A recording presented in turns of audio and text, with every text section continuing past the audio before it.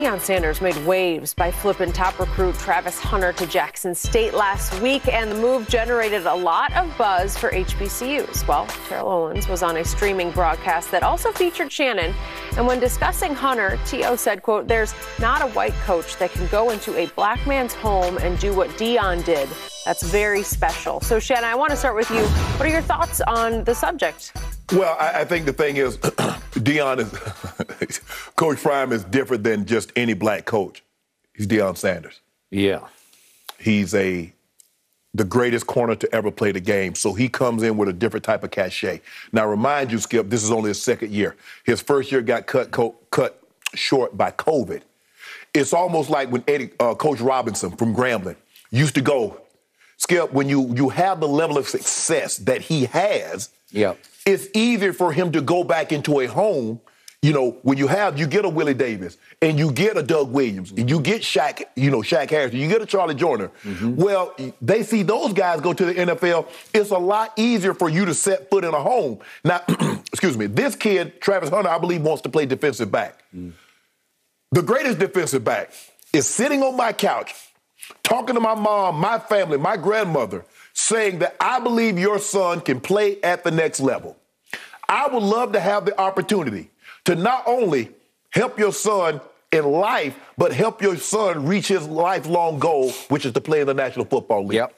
That's what I can provide for your son. Mm-hmm. I don't have the resources. I don't have the medical resources. But educationally, Jackson State is just as good as Alabama. Or Florida State. Or Florida State. Yep. But that's what he's saying, because that's what you have to sell, Skip. Yep. You have to be able to sell these kids. These kids, they go to Alabama, they said, if you're good enough to go to Alabama, we're good enough to go play on Sunday. Well, this kid believes that he's good enough to play on Sunday. He's trusting Deion Sanders to develop him, not only football-wise, but also, Skip, life. Yep. And that's what Deion can do. Skip, people don't know this. People think Deion just started coaching. Mm-hmm. He's always been coaching. As a matter of fact, he brought about 3 or 4 teams to the Pro Football Hall of Fame, and they played football that weekend. So he had a lot of duties. He had to coach and had his Hall of Fame obligations. Yep. He coached his sons all through high school. So he's always been coaching, and he wasn't always just coaching 18, 19-year-olds. He was coaching 7, 8, 9, 10-year-olds. Mm. So he has the patience, and that's something that he's always wanted to do. He's unique in that way because he's Deion Sanders. He's played professional football at the highest level. So when people put a lot of stock, when a professional athlete says, this guy can do this or this guy can do that, people normally take that to the bank. Mm-hmm. So he's different. Now, give him the opportunity like Coach Saban. Give him some years to put some time in, because Coach Saban comes in and says, this is what I do. Every graduating class that I've had has won a national title, has won an SEC title. Yep. 4 of the last 6 Heisman Trophy winners, I had them. Mm. That's a unique pitch. Very different. No other coach can say that. But Deion can come in and says, you know my resume. I believe you can play. Let me help you develop that skill. Not only that skill, but life skills to be a better man, a better son, a better father, a better husband. True. Yep. That's what he's selling. That's what he's selling. So I preface everything I'm about to say with the fact that when I looked down at my computer and I saw the story that Travis Hunter had chosen Deion Sanders and an HBCU, mm-hmm. I got goosebumps. Right. That was landmark. Right. That was groundbreaking, or should I say re-breaking. Well, Skip, prior to that, I had been talking to him, and we talk every week, and he says, we're going to get him. To Prime. We talk, he said, we're going to get this kid. You know, Skip, I'm saying to myself, bro, you're not going to get that kid. He's like, oh, yeah, we're going to get him. A lot of services had him number 1 overall in the country as a two-way because he can play wide out or DB. Yes. And I think Deion, who also played some wide out, is going to try to do a little of both. But to your point, I think his future lies on Deion's side of the ball ultimately. Right. Okay. Now, back to T.O.'s comment. No white coach could have done this. Well, I agree, because the coach in question, the black coach in question, is Deion Sanders. It's like game over. Right. Because you know him very well. I know him a little. I got to cover him. I had the privilege of covering him. Mm-hmm. You want to talk about charisma? You know his charisma. I do. It is overwhelming. Mm-hmm. He is gifted with Yes. the gift of gab. Yes. He can sell Deion. He can sell Jackson State. He can sell his aura and his legacy and his future. Listen, Jackson State has an all-timer. Mm-hmm. And I've told you this before, but once upon a time back in the 1970s, I also had the privilege and honor of spending an entire week with Coach Rob, as they call it, That's what they Eddie call it. Robinson. Yep. Coach Rob, Grambling State University. And I went on the recruiting trail with him. And dare I say, he was MLK-like in his ability to present himself, to public speak or private speak to these kids and their mamas. Right. Because he was an orator and he had a different kind of charisma than Deion, because Coach Rob didn't play. Right. He played at the college level, but he wasn't a great pro player. Right. But the point was, he became a legendary figure, which allowed him to be a legendary recruiter of, because you want to talk about a pro pipeline at Grambling. They had it. They had it. All the way down to through Doug Williams. And my man Everson Walls, who then came to Dallas and set the interception record of 11 in 81. Would you look at all the pro players that Coach Rob put in the NFL? Oh, okay. Those were the days, and they could be the days again. And yet I look at, why did Travis Hunter choose to leave Florida State? He'd already committed to Florida State, which, by the way, has now a white coach, had Willie Taggart for a couple of years, and it didn't work with Willie, black coach, so Mike Norvell is the coach.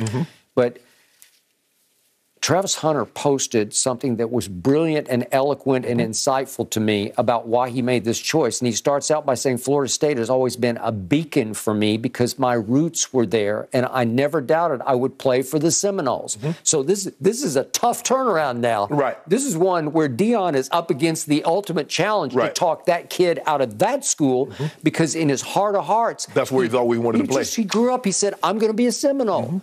Well, Deion was a Seminole, so he can appreciate that fact, right? Yep. And then he goes on to say that he decided, I want to be part of history, and more important, I want to be part of the future. Right. HBCUs. Right. So it wasn't just Deion.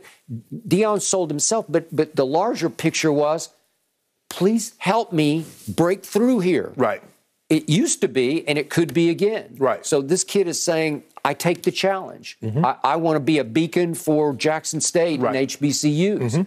Well, congratulations, because I think you can carry that torch. Right. Because you're number one ranked. Well, for the Skip, and the thing, the outcry came because Jackson State is not supposed, HBCUs are not supposed to get guys like this. You're supposed to get the guys that we don't want. If we want them, you can't have them. It's just like anything, Skip. I'll give you the toys that I don't want to play with. I know. If I want to play with the toys, I don't want you to have it. Okay, but it didn't used to be this way because the white coaches weren't even trying to recruit those guys. With integration, because you couldn't. The schools were segregated, so they didn't have a choice. But then all of a sudden, they're like, hold on. Al Davis and Hank Stram, then we started going to these historic. What's the general manager, Skip? Gil Brandt. Rayfield Wright. They started going down. They get Too Tall Jones. They get Hollywood. They started Anderson, Langston University. Look at the Pittsburgh Steelers. They went and got Donnie Shell, John Stallworth. They had that legendary scout. Bill Nunn. Yes, Bill Nunn. His son was a famous actor. Bill Nunn Jr. was Radio Raheem. Good point. Do the right thing. So, Skip, once they found out, hold on, this is untapped potential. Sam Cunningham, USC, they went down to Alabama, and they blew the doors off Coach Bryant. They did. We got to go get some of them. They beat the doors that opened. The doors down. Made them open the doors. So that's what happened, Skip. And then all of a sudden, the Skip's like, man, they want me. They started going to these PWIs, predominantly white institutions, and a lot of the historically black institutions started losing their talent base. Because the talent base, you look at Skip, the early, like the 60s and 70s Hall of Famers, the lion's share of them came from historically black institutions. They did. I got it. I chuckle every time you say PWIs, because all the PWIs have predominantly black football teams, right? They do. They have predominantly black football teams, but they have predominantly white student base. So, but Skip, I just think the thing is with him, give him like you said, he's so charismatic. The dude can sell salt to a snail. There's nothing that you listen at him talk, you're like, oh yeah, I'm going there. Yeah. And that's what happened. He got in there, he's like, well, come on down, come on. And he got there again. And his mom's like, baby, you hear what he's saying? I really think that'd be a good place for you. I really think he can help you. I like. And by the way, he can. Yeah. Like this is the match made in heaven right here. Yeah. For this kid, I don't blame him a bit for doing this. Yes. And I'm also hoping that Deion, with all of his power, could swing some kind of NIL type deal for this kid. Yeah. And I'm guessing he did. I don't know that, but the sky's the limit now. Right. So he deserves to be taken care of some way. Yes. And I'm hoping Jackson State has enough booster power behind it. But they travel, Skip. If you look at when they go, they sell out their home stadium. They sell 55,000, 60,000. There was the #1 HBCU as far as attendance. They travel. I looked at the Mercedes-Benz Dome, and I saw JSU gear all over the place. Really? Yes. Whew. Yes. As a matter of fact, I was talking to Hugh, and he said, man, you can't find JSU gear nowhere in the state. Really? Yeah. Huh.